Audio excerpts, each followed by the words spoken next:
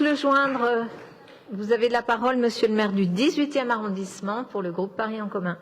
Merci, madame la maire. Je vais essayer de revenir à la fois au fond du sujet et peut-être de dire avec moins de mots, plus de réalité. Parce que finalement, s'il y a bien un mépris qu'on a entendu ce matin, c'est celui d'une partie de la droite parisienne pour la vérité et pour la réalité. Et peut-être même un petit peu pour un certain nombre de nos quartiers.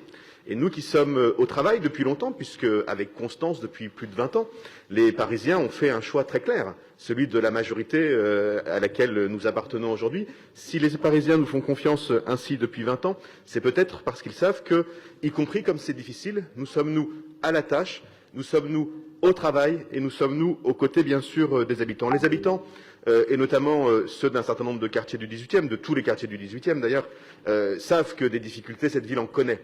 Quelle ville n'en connaît pas? Quel territoire aussi attractif que Paris n'attirerait que des traders? Et bien sûr, la ville de Paris, parce que c'est Paris, et nos quartiers, parce que nous sommes le dos de la gare la plus importante d'Europe, connaissent des difficultés. Et si les Parisiens nous font confiance à nous, c'est parce que nous passons sans doute moins de temps à vociférer ou à vitupérer, et plus de temps à travailler.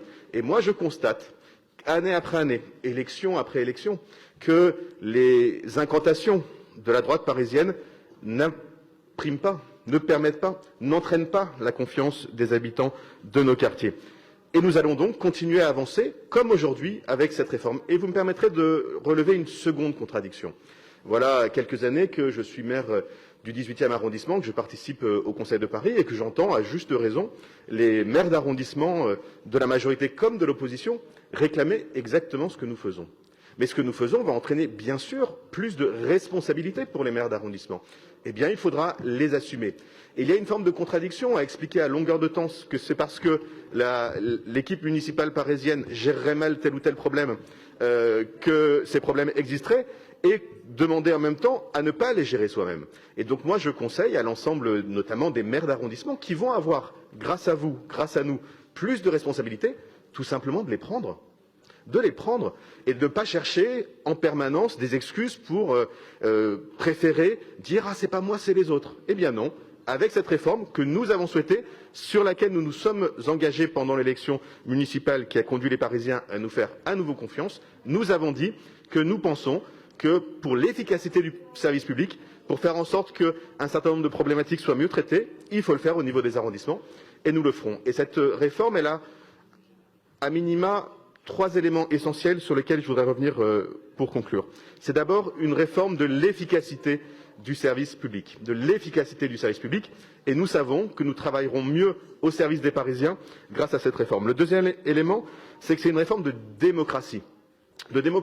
Parce que les Parisiennes et les Parisiens sont attachés à ce qu'ils puissent contribuer, comme ils le font depuis longtemps, aux politiques municipales parisiennes. Et c'est pour ça qu'il faudra aller jusqu'à cette idée de la ville du quart d'heure. Ce n'est pas la même chose de gérer un arrondissement de 50 000, de 100 000, de 150 000 ou de 200 000 habitants.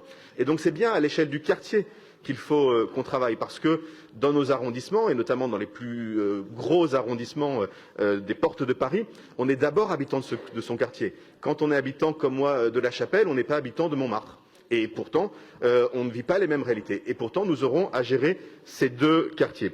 Et donc, c'est un élément essentiel, c'est une réforme de démocratie. Et enfin, c'est une réforme qui permet d'assurer la solidarité entre tous les Parisiens. Et c'est l'élément sur lequel je voulais conclure.